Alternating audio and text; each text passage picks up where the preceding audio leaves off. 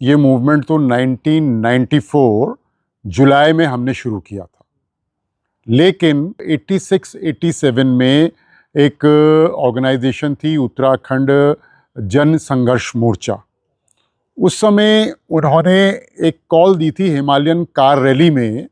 Himalayan car rally हुई थी यहाँ, तो हिमालयन कार रैली में एक कॉल दी गई इसी मंच के द्वारा, इस मोर्चे के द्वारा, कि यार आप पहाड़ में हिमालयन कार रैली कर पहाड़ को रौंद रहे हैं और इधर पहाड़ जो है वो डेवलपमेंट के लिए करा रहा है। तो हमने उस कार रैली के अगेंस्ट भी मूवमेंट में पार्टिसिपेट किया। 87 में ही 2 दिन का सिंबॉलिक रेल रोको किया था इसी मंच के तत्वाधान में। तो हम उन लोग उस समय 11th या 12th में पढ़ रहे थे, लेकिन हमारे अंदर एक रीजनल एस्पिरेशन, रीजनल पहाड़ की एक फीलिंग थी कि यार हमारा जो भूभाग है ये तो अलग इसका सेटअप होना चाहिए।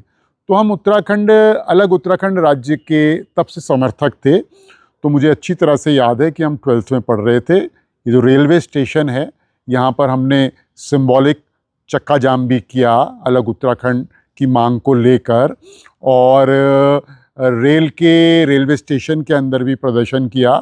तो हम लोगों की गिरफ्तारी हो गई और वो जो रेलवे पुलिस होती है वो हमको पकड़ के ले गई। तो क्योंकि हम स्टूडेंट थे तो हमें घर वालों का भी बहुत भय रहता था, तो कहीं एक घर तक खबर ना पहुंच जाए कि यार आपका बेटा, और घर वालों को ये मैसेज ना हो जाए कि यार ये तो एजिटेटेड है, एजिटेशन में रह रहा है और जेल हो गई। तो हम रेलवे प्रोटेक्शन फोर्स की या उस समय कुछ और नाम होता था रेलवे पुलिस का, उसके चंगुल से मुक्त होके हम भाग गए। लेकिन हमारे जो सीनियर लोग थे वो, उनको शायद 16, 17, 18 घंटे रेलवे स्टेशन में ही पुलिस ने पकड़ के रखा। उनकी रिहाई बहुत लेट हुई, सुबह 11 बजे के पकड़े गए थे लेकिन रात को 10-11 बजे छोड़े। तो एक फीलिंग इनर अंदर से भावना तो थी। अब हुआ क्या कि जो आपका मूल सवाल था कि इंस्पायर कहाँ से हुए, तो देखिए जिस समय 1994 के अंदर मुलायम सिंह यादव की यूपी में गवर्नमेंट थी और मुलायम सिंह यादव की सरकार ने अप्रैल 1994 में एक कानून बना दिया। वो था 27% ओबीसी आरक्षण लागू करने का संपूर्ण उत्तर प्रदेश के अंदर, 27% ओबीसी रिजर्वेशन, ठीक।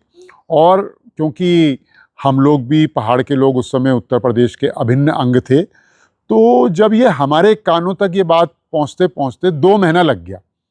अप्रैल में तो ये कानून बन गया, हाउस से पास हो गया, फिर एसेंट मिल गया था शायद गवर्नर का 1-आध महीने के अंदर ही।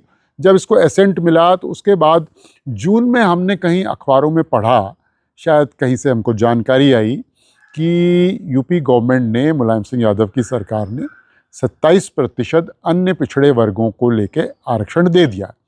अब तुरंत हमको क्लिक किया, हमने कहा यार ये अन्य पिछड़े वर्ग यूपी के लिए तो ठीक है, लेकिन यार देहरादून और पहाड़ में, उत्तराखंड में इसका क्या मतलब है? पहाड़ों में इसका कोई मतलब नहीं है, यहाँ तो ओबीसी रहता ही नहीं है। ये हम इतना तो हमें मालूम था क्योंकि हम स्टूडेंट यूनियन में रहे, स्टूडेंट पॉलिटिक्स में तो हम 88 से ही शुरू हो गए थे।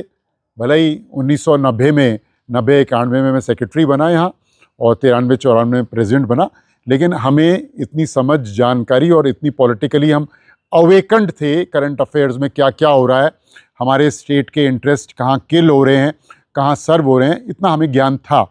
भले ही हमारी उम्र बहुत छोटी थी, आई वॉज ओनली 24 और 25 ईयर्स ओल्ड जब मैं स्टूडेंट यूनियन का प्रेसिडेंट था। नॉर्मली उस दौरान जो है 28, 29, 30 साल के लोग ही अध्यक्ष वगैरह बनते थे, बहुत लेटर स्टेज में बनते थे, लेकिन लकीली कोइंसिडेंटली जो है मैं 24 साल में ही बन गया था, 23-24 साल में ही प्रेसिडेंट। तो जब ये हमारी जानकारी में आया कि यूपी गवर्नमेंट ने कानून बना दिया, तो हमने अपने 3-4 मित्रों के साथ जो है इसको शेयर किया। फिर हमने सबसे पहला काम ये किया, हमने कहा यार इंस्टेंट तो हमको ये ज्ञान था कि यहाँ ओबीसी 2-3% से ज़्यादा नहीं होगा, लेकिन मैंने कहा वर्बली बोलने से काम नहीं चलेगा, हमको डेटा इकट्ठा करना पड़ेगा। तो यही जहाँ हम बैठे हैं इसके थोड़ी ही दूर जो है सांख्यिकी विभाग, स्टैटिस्टिकल डिपार्टमेंट का ऑफिस था। तो हम उस ऑफिस में गए और हमने उनसे कहा कि आप गढ़वाल कुमाऊं के अंदर जितना ओबीसी है उसका डेटा हमको प्रोवाइड करें। उन्होंने कहा बिल्कुल 100% ऑथेंटिक तो नहीं मिलेगा, लेकिन हाँ हम 95% जो है आपको दे देंगे, इतना ओबीसी यहाँ रहता है। तो जब हमको 2-3 दिन बाद वो डेटा सारा हमने कलेक्ट कर लिया, हमने उसको स्टडी किया, तो हमारे संज्ञान में आया कि हम मैक्सिमम 2% ही ओबीसी होगा पहाड़ों में, इंक्लूडिंग देहरादून। हमने कहा यार 27% पास हो गया, 2% हम लोग हैं, तो हम तो यहाँ यूपी में वैसे ही मारे जा रहे हैं अभी भी।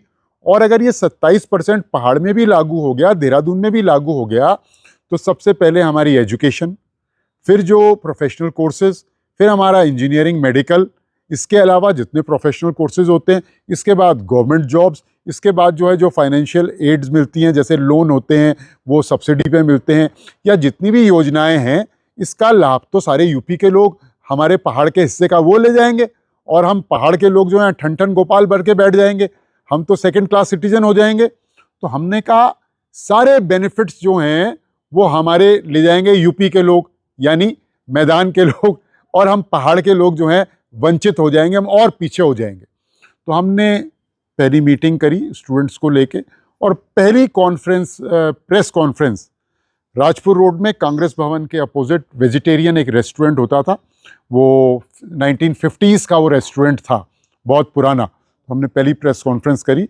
हमने प्रेस को इनवाइट किया, प्रेस के सामने पूरा डेटा शेयर किया, और हमने अपना रिजेंटमेंट, अपना विरोध वहाँ से शुरू किया कि अगर यूपी गवर्नमेंट इसको विड्रॉ नहीं करेगी पहाड़ों के लिए, देहरादून के लिए जहाँ ओबीसी नहीं रहता है, तो हम एजिटेशन करेंगे और इसको मूवमेंट बनाएंगे। प्रेस कॉन्फ्रेंस हो गई, मीडिया में वो सारी चीज़ें आ गई। उसके बाद हमने धीरे धीरे, उस ज़माने में लोग ओबीसी शब्द को नहीं जानते थे, ओबीसी शब्द को 5-7% आम आदमी जानता था, खासकर उत्तराखंड में और देहरादून के अंदर। हाँ, जो यूपी के कुछ ज़िले हैं वहाँ लोग जानते होंगे, यूपी में भी, लेकिन ये प्रचलित शब्द नहीं था, ये पॉलिटिकल डिस्कोर्स में नहीं था। ये पॉलिटिकल डिस्कोर्स में अगर रहा होगा तो एक लेवल पे था, असेंबली के अंदर या पार्लियामेंट के अंदर। आम पॉलिटिकल वर्कर या सेकंड लाइन, थर्ड लाइन के पॉलिटिकल लीडर्स भी नहीं समझते थे कि ओबीसी चीज़ क्या है, और पहाड़ों में तो बिल्कुल ही नहीं समझते थे, क्योंकि हमारे यहाँ तो ओबीसी होता ही नहीं था। ठीक हो गया। तो हमने धीरे धीरे इसको, हमने कहा इसको मूवमेंट का शेप कैसे दें। अभी तो लोग ओबीसी का मतलब ही नहीं समझते हैं यहाँ, तो प्रेस में अगर हम देंगे भी तो कैसे होगा। तो हम रोज़ कोई ना कोई एक्टिविटी करते, कोई ना कोई कार्यक्रम करते, और शाम को एक प्रेस रिलीज देते कि ये अन्य पिछड़े वर्ग का जो ये रिजर्वेशन यूपी गवर्नमेंट ने लागू किया है, ये उत्तराखंड के लिए भस्मासुर है, ये हमारे को समाप्त कर देगा।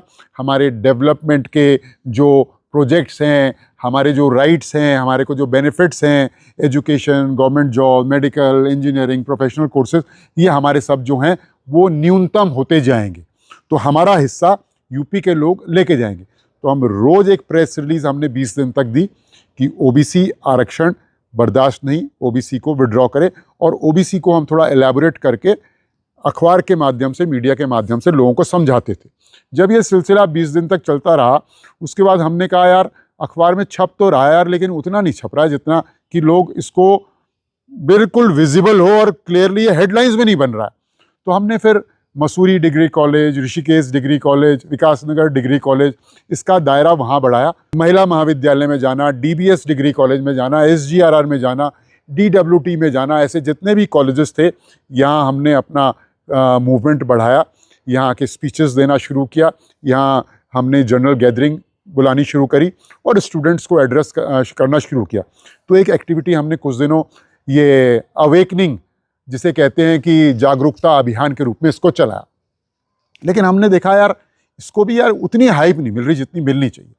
तो हमने फिर एक पहली जो प्रदर्शन इसके विरोध में किया, 350, 400, 500 लोगों को इकट्ठे करके, वो one municipal road, Satpal Maharaj का जो उस समय भी रेजिडेंस था और आज भी जो रेजिडेंस है, उसके उनके घर के पास से, वहाँ से चौराहे से, और हम राजपुर रोड, कांग्रेस भवन और ये होते हुए घंटाघर होते हुए कचहरी में आके हमने उसका पहला मेमोरेंडम वहाँ पर यूपी गवर्नमेंट को दिया कि हैं डेट मोस्ट प्रोबेबली जुलाई 25 के आसपास, 1994 जुलाई 25 के आसपास रहा होगा। तो ये हो गया, उसको स्पेस मिला, पेपर कवरेज अच्छा मिला, मीडिया कवरेज अच्छा मिला, क्योंकि सब यूथ हमारे साथ था। विशुद्ध रूप से 20 साल से लेके और 25 साल के नौजवान या उससे भी कम के या 25 से ऊपर का तो कोई था ही नहीं। वो सब तो जोश खरोश, उत्साह, उमंग, नारे, प्ले कार्ड, ब्लैंकेट, ये सारे बैनर वैनर लेके तो शहर में बड़ी चर्चा हो गई। तो यहाँ जो न्यूज़ कवरेज मिला वो गढ़वाल तक भी पहुँचा। न्यूज़ उस समय जो पेपर छपता था तो गढ़वाल में भी उसकी गूंज सुनाई दी। तो धीरे धीरे हमने इसको आगे बढ़ाया तो कुमाऊं में भी गूंज सुनाई दी। लेकिन हमने कहा यार ये भी सफिशिएंट नहीं हो रहा, वो हम इससे सेटिस्फाइड नहीं हुए। हमने कहा यार मीडिया में अभी भी वो कवरेज नहीं आ रहा जो हमको चाहिए, तो लोग कैसे समझेंगे। तो हमने सबसे पहले हमने कहा हम इसका स्टूडेंट से बाहर करके इसका दायरा इसको और वाइडन कैसे करें, इसका वाइडर सर्कल, बड़ा कैनवास कैसे बनाएंगे। तो हमने बार एसोसिएशन देहरादून को अप्रोच किया, कुछ कर्मचारी यहाँ जो संगठन थे स्टेट गवर्नमेंट के, सेंट्रल गवर्नमेंट के, उनको लीडर्स को अप्रोच किया और हमने एक मीटिंग व्यापारियों की, व्यापारी नेताओं की, कर्मचारी नेताओं की, बार एसोसिएशन की, कुछ एक्स सर्विसमैन की, हमने डीबीएस कॉलेज देहरादून के अंदर फर्स्ट वीक ऑफ अगस्त को कॉल करी। वो बड़ी हिट गई, जिसमें मास रिप्रेजेंटेशन देहरादून के हर वर्ग का था और लोगों को हमने समझाया, उन कर्मचारी नेताओं को, व्यापारियों को, बार एसोसिएशन को, कि देखो इसके रिपरकशंस ये होने वाले हैं और हम इसलिए इसका विरोध कर रहे हैं। फिर एक वहाँ से एक जॉइंट कॉल गई देहरादून बंद करने की, देहरादून बंद करने की कॉल की गई। सिंबॉलिक देहरादून बंद रहेगा, व्यापारिक प्रतिष्ठान बंद रहेंगे। तो फिर ऐसे करके हमने इस सिलसिले को बढ़ाते गए और उसके बाद फिर हमने टेलीफोनिकली जितने गढ़वाल के स्टूडेंट कॉलेजेस हैं उनकी स्टूडेंट यूनियंस को अप्रोच किया और हमने अगस्त के अंदर 15-16 अगस्त के आसपास श्रीनगर के अंदर, क्योंकि गढ़वाल यूनिवर्सिटी वहीं थी, वहाँ पर डालमिया धर्मशाला में उत्तराखंड के तमाम स्टूडेंट लीडर्स की एक बैठक इस सिलसिले में रखी।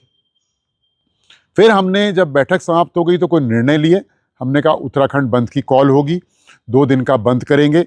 ठीक हो गया।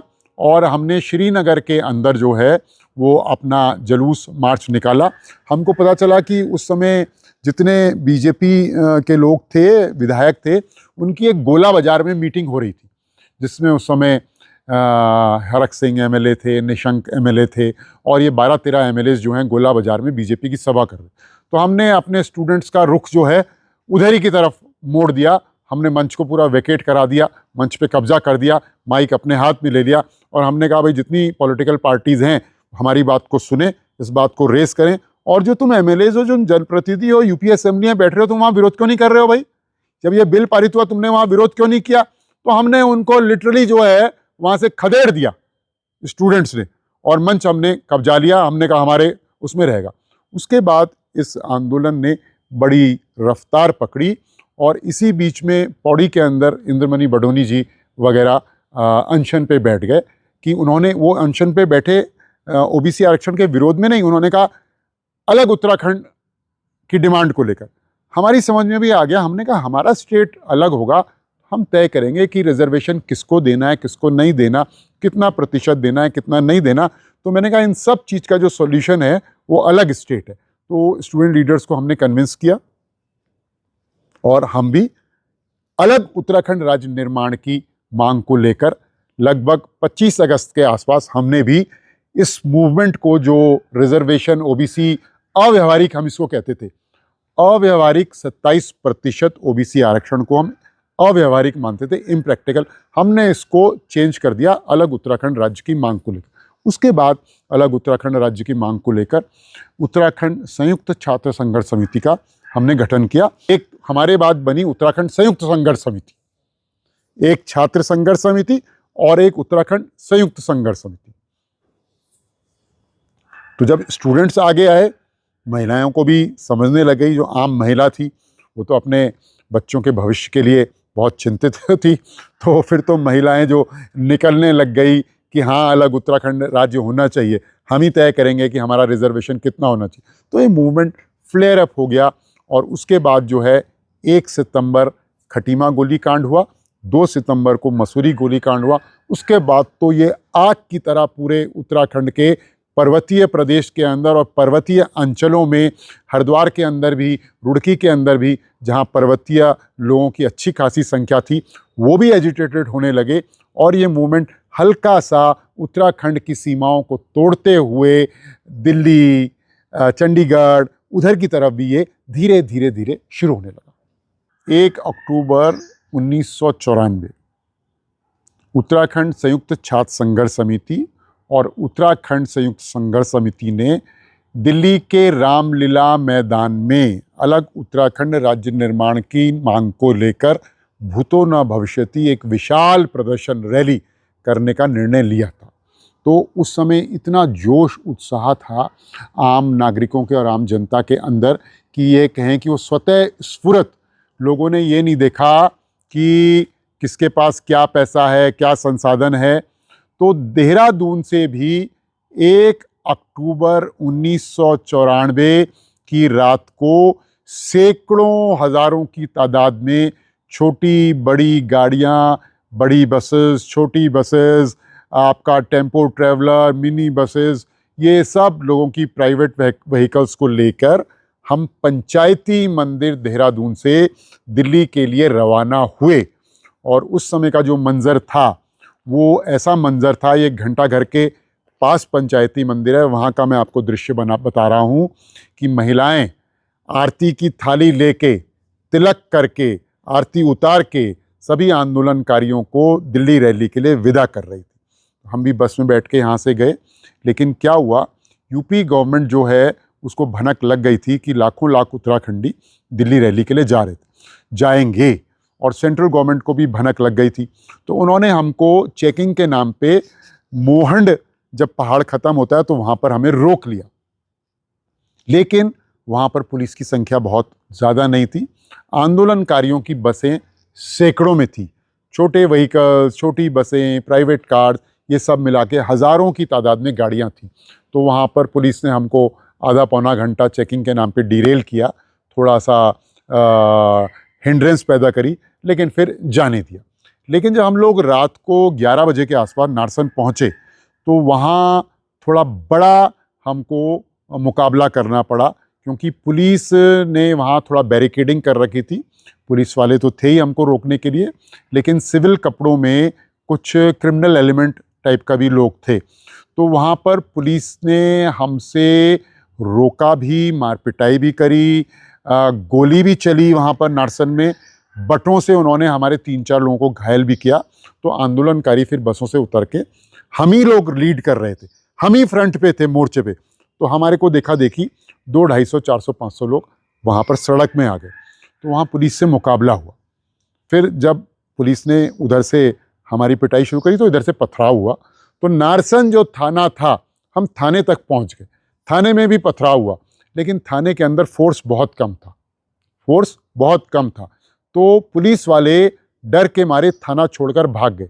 पीएससी का एक ट्रक था, पुलिस की जिप्सी थी, वहाँ फिर ऐसी नौबत आई कि भीड़ ने उनको आग ही लगा दी, पुलिस की जिप्सी को और एक पीएससी के ट्रक को, और पुलिस भाग गई थी। हमने बैरिकेड खोल दिए, वहाँ जो आड़े तिरछे 2-4 गाड़ियाँ खड़ी हुई थी उनको साइड किया, और हम जो है वो दिल्ली की तरफ बढ़ गए। लेकिन क्या हुआ इसके बाद, एक तो उस समय प्लेग फैला हुआ था, प्लेग, और हम सब लोगों ने रुमाल लपेट के मास्क बना रखा था उनका।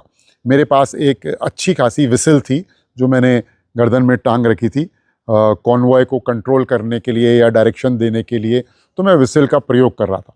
एक जगह हमारी गाड़ियाँ फिर रुकी, वहाँ पर 12-13 टैंकर्स खड़े हुए थे, ऑयल टैंकर्स, पेट्रोल के, डीजल के, गैस के। तो वहाँ पे जब गाड़ियाँ रुकी, 1:30-2 बजे की बात होगी, ये मुजफ्फरनगर से पहले की ये जगह थी। तो क्या होता है, मॉब होता है, मॉब गुस्से में था, तो कुछ लोग जो हैं उन पेट्रोल टैंकर्स को आग लगाने के मूड में थे।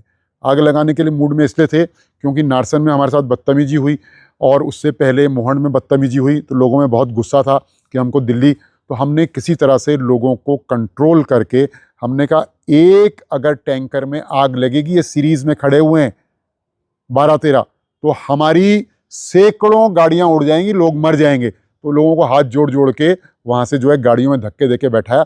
फिर हम जब मुजफ्फरनगर की तरफ बढ़े तो जैसे ही हम रामपुर तिरहा को एंटर करते हैं सुबह 5 बजे करीबन, तो हम क्या देखते हैं कि 1.5-2-2.5 किलोमीटर तक बसें खड़ी हुई हैं हमारी, उनके सब के शीशे टूटे हुए हैं और सड़क पर कांच ही कांच बिखरा हुआ है। तो हम उस कांच को और उन टूटी हुई बसों को क्रॉस करके जब आगे पहुंचते हैं तो वहाँ पर जाम लग जाता है। तो हम उतरते हैं तो देखते हैं यहाँ तो बैरिकेडिंग हो रखी है, और बैरिकेडिंग बहुत भयंकर थी। जब हमने बैरिकेडिंग की दूसरी ओर देखा तो देखा यार 500 मीटर तक जो विजिबल था, 5:30-6 बजे की इंसिडेंट रही होगी, थोड़ा थोड़ा उजाला शुरू हो गया था। हमने कहा ये तो कम से कम आधा किलोमीटर तक गाड़ियाँ आड़ी तिरछी लगाई हुई है।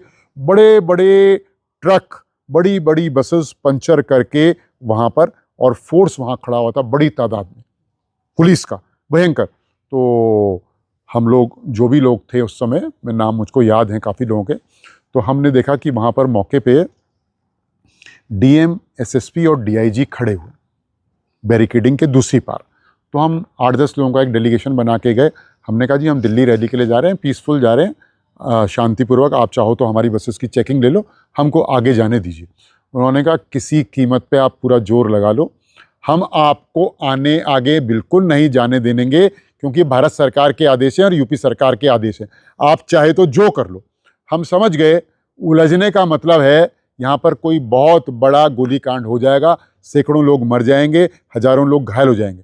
तो फिर हमने वहीं पर रघुपति राघव, 2 अक्टूबर का दिन था, रघुपति राघव राजा राम पति तवावन सीताराम, ये भजन गाना शुरू कर दिया और हम वहाँ बैठ गए। फिर हम आ गए, 7 बजने का समय हो गया था इस दौरान, और पूरा कंप्लीट उजाला हो गया था। हमने कहा एक बार हम फिर कोशिश करते हैं कि क्या पता ये हमको आगे जाने दे, रिक्वेस्ट करते हैं। उन्होंने कहा हम किसी कीमत पे नहीं जाने दें, आप कुछ कर लो, जो कर लो।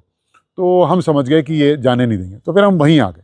लेकिन तभी अचानक से क्या हुआ है, ठीक 7 बजे की घटना थी, शायद हमारी ओर से कोई उधर की तरफ बोतल फेंकी गई बैरिकेडिंग के पार, या उन्हीं के किसी आदमी ने साइड से वहाँ बोतल फेंकी। वो लोग तो तलाश में थे, ताक में थे कि जरा सा कुछ घपला हो और हम बैरिकेडिंग खोलें और हमें लठियाएं। अच्छी तरह से सूतने के मूड में थे, जैसे वो एक तरीके से दुश्मन देश होता है ना, वो हमारे से वैसा व्यवहार कर रहे थे, क्योंकि मायावती की और मुलायम सिंह की सरकार थी। और जो ये प्रचारित और प्रसारित हुआ, ये हुआ कि उत्तराखंड में जो है सवर्ण लोग आंदोलन कर रहे हैं आरक्षण के विरोध में। ये मैसेज नहीं गया कि अन्य पिछड़े वर्ग का जो आरक्षण है अव्यवहारिक, हम उसका विरोध कर रहे हैं। नीचे मैसेजिंग ये थी कि उत्तराखंड में सवर्ण जातियों का बहुमत है, और साहब ये जो यूपी गवर्नमेंट ने, मुलायम सिंह और मायावती की गवर्नमेंट ने जो ये आरक्षण लगाया, ये उसका विरोध कर रहे हैं। तो वहाँ कुछ ऑफिसर जो हैं वो पिछड़ी जाति के भी थे, एससी भी थे, तो मानसिक रूप से उसमें से कुछ अधिकारी और पुलिसकर्मी इस कारण भी हमें सूतने के लिए तैयार बैठे हुए थे। और भारत सरकार के इंस्ट्रक्शन तो थे ही, और मुलायम सिंह यादव का एटीट्यूड भी हमारे बिल्कुल खिलाफ था। 2 कांड पहले हो चुके थे, मसूरी और खटीमा की घटना। तो उन्होंने आओ तेका ना ताओ बैरिकेडिंग खोली, जैसे ही उधर एक बोतल गिरी और वो लाठी भांजते हुए हमारी तरफ बढ़े। तो क्योंकि हम बिल्कुल फ्रंट में थे, हम समझ गए यार ये कुछ कांड करेंगे आज। तो हमने अपने पीछे देखा तो भीड़ थी, लोग थे, लोग बैठे हुए भी थे, चल फिर भी रहे थे। तो हम ना आगे की तरफ गए ना हम पीछे की तरफ भागे, हम पैदल ही पीछे की तरफ चलने लगे और पीछे लोगों को समझाने लग गए कि भैया कोई भागो मत, सब बैठ जाओ, लेट जाओ, सब भाग जाओ, लेट जाओ। तो मेरी जो, मैं जिस आवाज़ में बात कर रहा हूँ इससे दुगना उत्साह और मेरी आवाज़ ज़्यादा मोटी थी उस समय, ज़्यादा क्लियर थी, और आधा किलोमीटर तक लोग सुन लेते थे उस दौरान की मैं बता रहा हूँ। तो हमने पीछे जितना मैसेजिंग करने की कोशिश करी, लेकिन लोगों ने वो सुनी नहीं, भीड़ थी, किसी ने ध्यान नहीं दिया और लोग पीछे की तरफ भागते गए। वो हमें लठिया रहे हैं, हम तो फ्रंट में ही थे, फ्रंट वालों को उन्होंने लाठी वाठी नहीं मारी, केवल धकियाया, इधर उधर से लाठी भांजी। और पीछे की तरफ जब वो भागे तो 5-7 मिनट बाद हमको गोली चलने की आवाज़ आने लगी। तो गोली चलने की आवाज़ इसलिए आई वो कि इन्होंने भीड़ को पीछे खदेड़ा, और भीड़ को खदेड़ा तो आसपास जो हैं वो ईंट के भट्टे थे, संभवतः लोगों ने भी पथराव किया होगा और ये मौके की तलाश में थे। फिर इन्होंने सीधे गोली चलाना शुरू किया। इतनी देर में ही हमने कहा हम भी मरेंगे, हम बसों के अंदर बैठ गए। लेकिन पीछे से एक जत्था और पुलिस का आ गया आगे से ही, और वो गाड़ियों में उन्होंने मारना शुरू कर दिया, कहा गाली वाली देना शुरू कर दिया। तो हम चुपचाप से गाड़ी में बैठे रहे। लेकिन हम गाड़ी में बैठे, हमें 10 मिनट ही हुए थे कि स्ट्रेचर में उधर से खिड़कियों से हमने देखा स्ट्रेचर के अंदर यार लोग लहूलुहान पड़े हुए हैं, उनको ला रहे हैं। फिर मैंने अपने साथियों का, मैंने कहा नीचे उतरना चाहिए हमको, ये लहूलुहानों ने गोली चल गई है। जो हम नीचे उतरे, हमने कहा किसी ये गोली लगी हुई, खून निकल रहा है। तो आसपास जो पुलिस वाले थे उस समय थोड़ा सा वो भी सहम गए, गोली क्योंकि चल गई थी। हमने कहा जी इनको आप फर्स्ट एड तो दीजिए, अस्पताल ले जाइए। तो वो पुलिस की गाड़ियों में भर भर के 4-5 लोग हमारे सामने इंजर्ड हुए, जिनको स्ट्रेचर पे, उनको फिर वो अस्पतालों में ले जाने लगे। और हमारी जो फ्रंट में लोग थे उनकी गिरफ्तारी उन्होंने करके हम सब लोगों को, कम से कम जो फ्रंट में 800-900 लोग रहे होंगे, यानी कि 100 मीटर तक जितनी गाड़ियाँ, और जो सड़क पे लोग थे आंदोलनकारी, उनको बगल के ही एक स्टेडियम में जो मुजफ्फरनगर में था, हमको वहाँ धकेल दिया और बाहर से स्टेडियम के गेट लॉक कर दिए। अंदर हमको पता नहीं चल रहा था कि क्या हो रहा है, 10 बज गए थे। लेकिन तब तक खबर आई कि अब तो वहाँ और विशाल धरना चल रहा है वहीं पर जहाँ पर हम लोग धरने में बैठे थे, और लोकल लोग भी आ गए हैं, दिल्ली से भी जेएनयू के भी कुछ साथी आ गए हैं, फलानी जगह से भी आ गए हैं, एक मेंबर ऑफ पार्लियामेंट भी आ गए। तो फिर उन्होंने 11 बजे करीबन हमको स्टेडियम से हमारी रिहाई कर दी। हम वापस धरना स्थल में आ गए। तब तक ये तय हो गया कि भैया दिल्ली में तो रैली चल रही है, 12:30-1 बज गया था, आगे ये हमको जाने नहीं देंगे, ये नहीं जाने दे रहे। तो 1:30 बजे करीबन ये तय हुआ कि हम सब लोग वापस देहरादून की तरफ हम लौटे। तो हम देहरादून की तरफ, तेरी गाड़ियाँ नहीं भी हो, हज़ारों की संख्या में वो गाड़ियाँ रही होंगी, छोटी बसें, मिनी बसें, कार, मेटाडोर्स, वैन, ये सारी की सारी। और वापस की तरफ हम जब आए तो मुझे अच्छी तरह से याद है कि मुजफ्फरनगर के आसपास का जो ग्रामीण एरिया था, वहाँ के लोग खाना बना के भी ला रहे थे, पूड़ी भी ला रहे थे, खिचड़ी भी ला रहे थे। उन लोगों ने काफ़ी सेवा करी और हमको प्रोटेक्शन भी दिया। और रुड़की, जब हमने मुजफ्फरनगर क्रॉस किया तो रुड़की और पूरे रास्ते में ग्रामीण लोग और जो क्षेत्रवासी थे वो यूं ताक झांक रहे कि ये बसें कहाँ से आ रही हैं, इनके शीशे टूटे हुए हैं। तो बड़ा कौतूहल था उनके अंदर। और जैसे ही हम मोहंड पार करके हम देहरादून के अंदर क्लेमेंट टाउन एंटर हुए, तो आसपास के जो कॉलोनीज़ के लोग हैं वो घरों से बाहर निकल के रोड पे खड़े होके, क्योंकि लोकल लोग भी तो गए हुए थे हमारे साथ, वो कोई किसी मोहल्ले का था, कोई मांजरा का था, कोई क्लेमेंट टाउन का था, कोई कहीं का था। तो वो देख रहे हैं कि यार क्या हो गया, क्या हो गया। सहारनपुर चौक आते आते आधा बाजार खुल गया एक तरीके से, मतलब लोग आ गए। रात के 12 बजे जब हम घंटाघर पहुँचे तो घंटाघर में तांडव चल रहा था। वहाँ समाजवादी पार्टी के ऑफिस में पथराव हो रहा था। घंटाघर में समाजवादी पार्टी का ऑफिस था ना, और समाजवादी पार्टी की सरकार में ये सब कुछ हो रहा था। तो हमने कहा तो अनकंट्रोल्ड मॉब है। तो हमको किसी ने बताया कि यार तुम्हारे साथ जो 2 लोग गए थे उसमें से यार 2 के गोली लगी है और वो उनकी डेथ हो गई है और उनको दून अस्पताल लाया गया। तो हम दून अस्पताल पहुँचे तो दून अस्पताल के अंदर और बाहर मिला के भी हज़ारों लोग थे, और वहाँ भी अनकंट्रोल्ड मॉब था।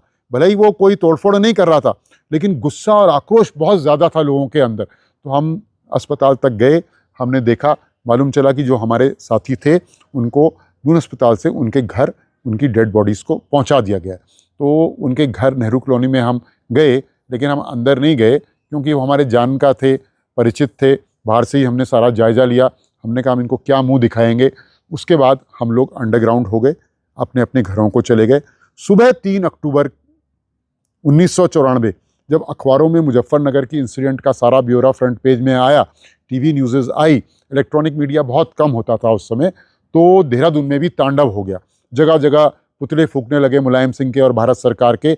और 11 बजे होते होते तक देहरादून के कई इलाकों में टायर जलाना, रोड ब्लॉक करना, ये सारी घटनाएं होने लगी। और 11 बजे देहरादून में कर्फ्यू डिक्लेयर हो गया। देहरादून में जब कर्फ्यू लगा तो कर्फ्यू कम से कम 4 दिन रहा ये, और हम चले गए अंडरग्राउंड होके, क्योंकि पुलिस मुजफ्फरनगर रामपुर तिराहा में भी मुझको स्पॉट कर रही थी, ढूंढ रही थी, और 3 अक्टूबर को भी ढूंढ रही थी। तो मेरे जो शुभ चिंतक थे और एलआईयू के अंदर भी जो हमारे लोकल लोग थे, उन्होंने मुझे सलाह दी, आप अब कर्फ्यू लग गया है, बिल्कुल अंडरग्राउंड हो जाइए।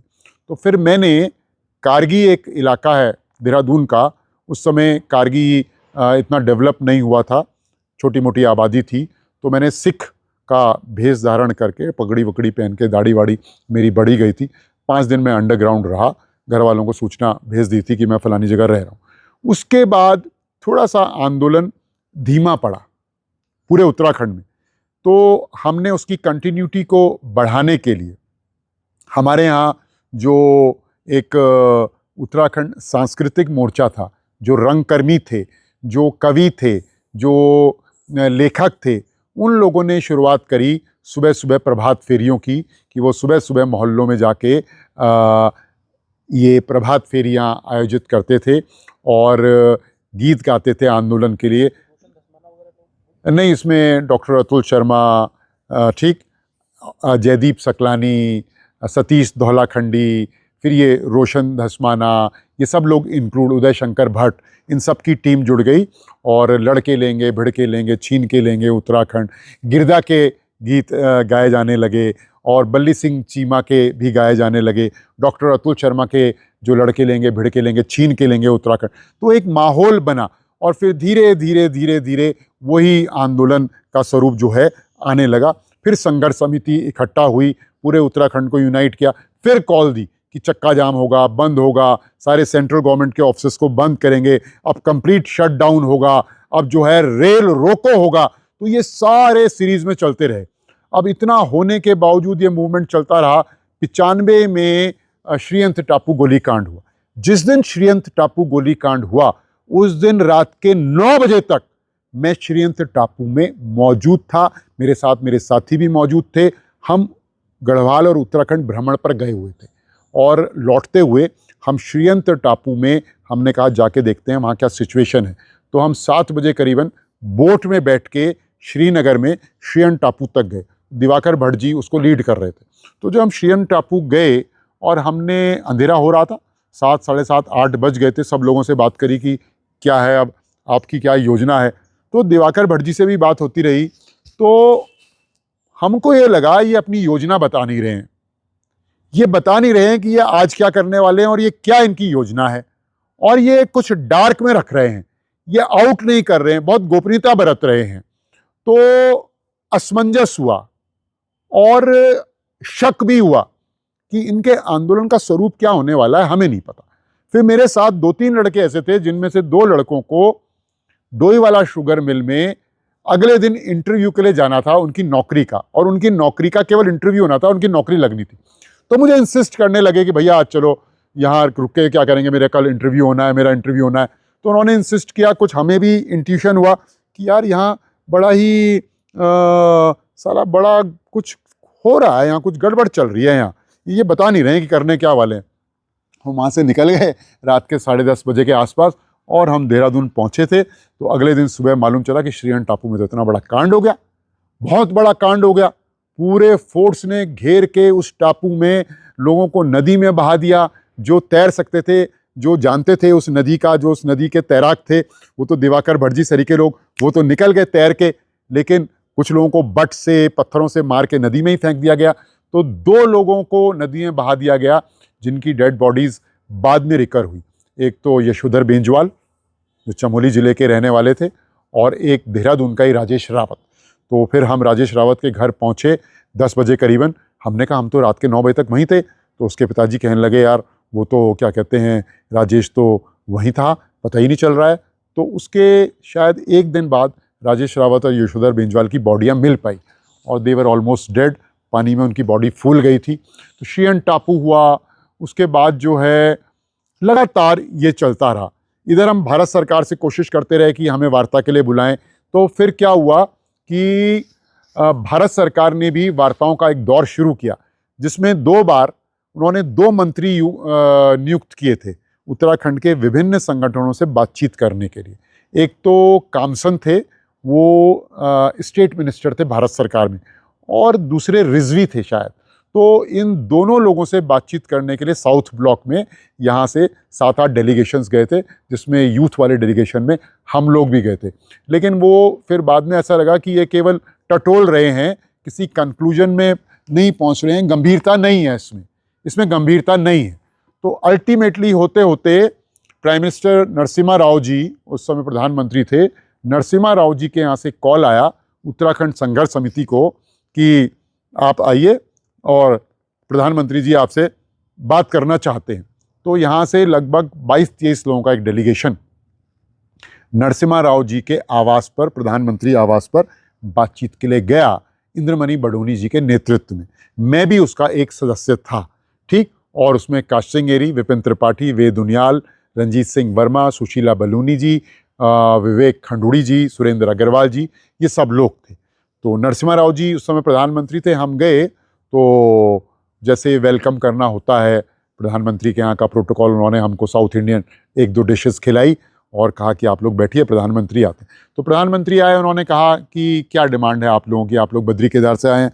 हमने उनसे ये कहा कि हमारी तो अलग राज्य की डिमांड है और इतने हमारे ऊपर जो है उत्पीड़न हो गया, गोली कांड हो गए, यहाँ तो स्टेट स्पॉन्सर्ड टेररिज्म हो रहा है, भारत सरकार हमारी सुन ही नहीं रही है। उन्होंने कहा आप क्या चाहते हैं। हमने कहा वैसे हमारी डिमांड तो अलग राज्य की है, लेकिन अगर आप हमको यूनियन टेरिटरी विद असेंबली दे देंगे तो वो हमको मंजूर होगा। तो उन्होंने कहा आप एक बार फिर सोच के बताइए। नहीं, हमने कहा हमने सोच लिया है कि आप यूनियन टेरिटरी, केंद्र शासित प्रदेश विद असेंबली हमको दे दें। उन्होंने कहा फाइनल। हमने कहा फाइनल। तो उन्होंने अपने जो उनके सेक्रेटरी थे उनको कहा भाई गृह मंत्री चौहान साहब को फ़ोन लगाओ। लैंडलाइन का फ़ोन था, यूं डायल करने वाला, लैंडलाइन से फ़ोन लगा और उनके सेक्रेटरी ने प्राइम मिनिस्टर को बोला कि चौहान साहब लाइन पर है। तो नरसिम्हा राव जी ने एसबी चौहान से कहा कि भाई देखिए उत्तराखंड के लोगों का डेलीगेशन आया, मैंने इनसे बात सुन ली है, ये कह रहे हैं कि यूनियन टेरिटरी विद असेंबली, तो आप इनको टाइम दीजिए कल का ही, आज थे हम, कल का ही टाइम दीजिए, ये आपसे मिलकर आगे की बात करेंगे। तो चौहान साहब ने कहा ठीक है, हम इनको कम्युनिकेट कर देंगे किस समय आना है, कब आना है। तो हम खुशी खुशी वहाँ से चले गए और जहाँ हम ठहरे हुए थे यूपी भवन में, वहाँ बड़े खुश थे। तो खुश थे, लेकिन सुबह आते आते तक 10 बजे तक सारा सीन चेंज हो गया। जैसे ही हरीश रावत जी को ये खबर लगी कि उत्तराखंड संयुक्त संघर्ष समिति के एक प्रतिनिधिमंडल ने प्रधानमंत्री नरसिम्हा राव जी से भेंट करके यह आश्वासन प्राप्त कर लिया है कि केंद्र शासित प्रदेश विद असेंबली सैद्धांतिक रूप में देने का नरसिम्हा राव जी ने कहा है और एसबी चौहान जी से इनकी वार्ता है, तो हरीश रावत जी को ये लगा कि मैं तो कांग्रेस का इतना बड़ा लीडर हूं, उत्तराखंड को रिप्रेजेंट करता हूं, और हरीश रावत जी का रोल उस दिन तक भी अलग उत्तराखंड राज्य के प्रति प्रो नहीं था। वो यहां अलग ही रथ घुमा रहे थे उत्तराखंड के अंदर। जब पूरा उत्तराखंड जो है अलग, आज दो अभी दो उत्तराखंड राज्य दो की डिमांड कर रहा था, तो वो हिल काउंसिल का झुंझुना घुमा रहे थे पूरे प्रदेश के अंदर। तो हरीश रावत जी तक ये पहुंच बात गई, तो हरीश रावत जी तो जैसे कि शॉकिंग हो गया हरीश रावत के कि माइनस हरीश रावत, मैं डेलीगेशन में भी नहीं हुआ, हमको खबर भी नहीं है, कांग्रेस का मैं सीनियर लीडर हूं। तो ऐसा सुना गया कि उस समय 2 ग्रुप चल रहे थे, एक नरसिम्हा राव जी का, एक सोनिया गांधी जी का। Congress was a divided lot और अंदर खाने दोनों में काफ़ी रस्सा कस्सी भी होती रहती थी। तो हरीश रावत जी ने जाके सीधे सोनिया गांधी जी को ये इम्प्रेशन दिया, ये मैसेज दिया कि देखिए प्रधानमंत्री जी तो आपको कुछ समझते ही नहीं है, इतना बड़ा निर्णय उत्तराखंड के बारे में, पहाड़ के बारे में हो गया, और मैडम क्या आपको कोई जानकारी है। तो उन्होंने मैडम को पीछे से प्रोवोक करने की कोशिश करी और फिर मैडम की त्योरियां चढ़ गई और मैडम की जो टीम थी, जो भी रही होगी, उन्होंने इस मसले को पूरे पच्चड़ में क्या कहते हैं डाल दिया। और उसके बाद नरसिम्हा राव जी तो कुछ समय तक ही रहे, प्रधानमंत्री को हट ही गए थे। तो ये चैप्टर क्लोज हो गया। लेकिन ये चैप्टर क्लोज हुआ तो 96 में यहाँ जब पार्लियामेंट का चुनाव हुआ था मई में, फर्स्ट वीक ऑफ मई में, तो Atal Bihari Vajpayee ji leader of opposition थे। अटल बिहारी वाजपेयी जी, ये 95 की इंसिडेंट थी। नरसिम्हा राव जी से बात जो हमने किया, मोस्ट प्रोबेबली हमने जैकेट वैकेट पहने हुए थे, तो ये दिसंबर की, शायद दिसंबर 95 की इंसिडेंट थी जब हम प्राइम मिनिस्टर से मिल के आए। ठीक हो गया, और अगले इलेक्शंस होने ही थे। और मुझे लगता है कि ये पच्चड़ जो हरीश रावत जी ने फंसाया और सोनिया गांधी जी को फिर प्रवोक किया, और सोनिया गांधी जी की फिर जो नेगेटिव भूमिका हुई, कांग्रेस में इनर फाइटिंग शुरू हो गई और कांग्रेस इसमें उलझ गई, कोई निर्णय नहीं ले पाई। और चुनाव आयोग ने संभवतः फरवरी के अंदर इलेक्शंस की डेट डिक्लेयर करी और अप्रैल से ये इलेक्शंस शायद शुरू हो गए थे, 15 अप्रैल के बाद से। तो अप्रैल में ही लास्ट में एक बड़ी चुनावी जनसभा को संबोधित करने के लिए leader of opposition Atal Bihari Vajpayee ji Dehradun आए थे। उससे पहले ही उत्तराखंड संयुक्त संघर्ष समिति और छात्र संघर्ष समिति ने यह निर्णय ले लिया था कि भारत सरकार हमारी सुन नहीं रही है, संसद हमारी सुन नहीं रही है, स्टेट स्पॉन्सर्ड टेररिज्म कर रहा है, सेंट्रल गवर्नमेंट का उसको समर्थन प्राप्त है, और हमने राज्य नहीं तो चुनाव नहीं का नारा दे दिया। No election, no state, no election. तो अटल बिहारी वाजपेयी जी क्योंकि लीडर ऑफ अपोजिशन थे, तो संघर्ष समिति, छात्र संघर्ष समिति, हमने अटल जी के ऑफिस में, बीजेपी कार्यालय में, लीडर ऑफ अपोजिशन के ऑफिस में सैकड़ों फैक्स और चिट्ठियां लिखी कि माननीय अटल जी, आप एक अंतर्राष्ट्रीय स्तर के नेता हैं, बहुत अच्छे वक्ता हैं, बहुत परिपक्व लीडर हैं, बहुत ही सेंसिटिव हैं, बड़े जुझारू हैं, आप इलेक्शन मीटिंग कंडक्ट करने के लिए या उसको संबोधित करने के लिए देहरादून या उत्तराखंड मत आइएगा। ये हमारा विनम्र निवेदन है, क्योंकि हम राज्य नहीं तो चुनाव नहीं का हमने नारा दिया है। लेकिन किसी ने हमारी बात सुनी नहीं। अटल जी यहाँ उस मीटिंग को संबोधित करने के लिए, इलेक्शन मीटिंग को, परेड ग्राउंड में आए और हमने यानी आंदोलनकारियों ने खुलेआम विरोध किया। जो तांडव उस दिन परेड ग्राउंड के अंदर हुआ, अटल जी के मंच पे ही, अटल जी का जो भाषण का मंच था, वहां प्रेस वालों को लठिया दिया गया, कमांडोज ने नीचे गिरा दिया, प्रेस वालों के खून निकल गए, लाठी चार्ज हो गया, परेड ग्राउंड के अंदर जो है मतलब अफरा तफरी मच गई। अटल जी को सुनने वाले, अटल जी तो बहुत बड़े ओरेटर थे, उनको सुनने तो लाखों लोग आते थे, बीजेपी के अलावा कांग्रेस के भी आते थे, कम्युनिस्ट भी आते थे, सामान्य आदमी भी आता था। लेकिन मैं दावे के साथ कह सकता हूं, क्योंकि I was on the spot, Atal ji को सुनने जो माहौल उस दिन देहरादून के अंदर बन गया था, जगह जगह चक्का जाम, टायर जल रहे हैं, बम पटाखे फूट रहे हैं और बैनर्स फट रहे हैं, आग लग रखी है, अटल जी को सुनने वहां केवल एडमिनिस्ट्रेशन, पुलिस, कर्मचारी, आईबी के लोग, इंटेलिजेंस के लोग, इनकी भरमार थी। और जो बीजेपी के सपोर्टर्स थे, बहुत कैसे स्ट्रॉन्ग सपोर्टर्स थे या बीजेपी के ऑफिस बीयर्स थे, वो उत्तराखंड के अलावा आजू बाजू के जनपद के लोग। लेकिन वहाँ जो आम आदमी था, वो 2-2.5 हज़ार से ज़्यादा किसी कीमत में नहीं था। बाकी आंदोलनकारी फैले हुए थे परेड ग्राउंड के अंदर भी और परेड ग्राउंड के चारों तरफ। तो वहाँ जैसे ही प्रेस वालों पे लाठीचार्ज हुआ, भगदड़ मची नीचे, लाठीचार्ज वहाँ मीटिंग में हुआ। और अटल जी जैसा अंतर्राष्ट्रीय स्तर का ओरेटर भी, उनकी भी जवान जरा सा स्लिप हो गई और वो मन से ही बोलने लगे कि ये हो क्या रहा है, कौन यहाँ हुड़दंग मचा रहा है, कौन यहाँ अराजकता फैला रहा है, पुलिस वाले ध्यान क्यों नहीं दे रहे हैं। तो अटल जी भी अपने जीवन में बड़े निराश हुए होंगे। मेरे को लगता है कि उनके जीवन की पहली और अंतिम सभा रही होगी जो डिसरप्ट हुई। अटल जी इलेक्शन स्पीच नहीं दे पाए और उनको सभा छोड़ के बीच में ही जाना पड़ा। उसके बाद देवेगौड़ा जी प्राइम मिनिस्टर बने उस इलेक्शन के बाद, और देवेगौड़ा जी ने लाल किले की प्राचीर से अपना जो भाषण था उनका 15 अगस्त को, उन्होंने कहा कि ठीक है, हम एक अलग उत्तराखंड कहते थे, उत्तराखंड नहीं, साउथ इंडियन थे ना, उत्तराखंड स्टेट का निर्माण करेंगे। तो फिर उत्साह का एक संचार हुआ। उन्होंने कहा यार चलो कम से कम इतना तो हुआ, हाँ, कम से कम लाल किले की प्राचीर से 15 अगस्त के दिन किसी पहले प्रधानमंत्री ने घोषणा करी। तो फिर पॉजिटिविटी हो गई यार, अब आज नहीं तो कल बनेगा, कल नहीं तो परसों बनेगा।